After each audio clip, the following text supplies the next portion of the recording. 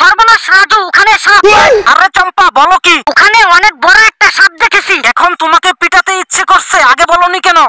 এই দেখো কুকুরটাও ভয় পেয়ে চলে এসেছে। আমারও অনেক ভয় হচ্ছে রাজু। আরে এত ভয় পেও না, এই দেখো সাপটা এখনই মেরে ফেলবো। আগে সাপটাকে মেরে দেখাও, এখনই এত চাপা মেরো না। সাপটা মেরে আমি তোমাকে দেখিয়ে দিব। আরে চম্পা এই দেখো আমি তোমার জন্য এগুলো কি এনেছি। আরে এগুলো তো শামুক। আরে বাপরে, এগুলো তো বিচ্ছা। আরে সর্বনাশ চম্পা, তুমি কি পাগল নাকি? শামুকটা ফেলে দিলা কেন? ফেলে দিব না, কি করব? অল্পের জন্য বিচ্ছাটা আমাকে কামড়ে দিত। আরে তোমাকে কামড়ে দিলে তো ভালোই হতো, এখান থেকে সরে যাও, পেটে বিচ্ছা কামড়ে দিবে।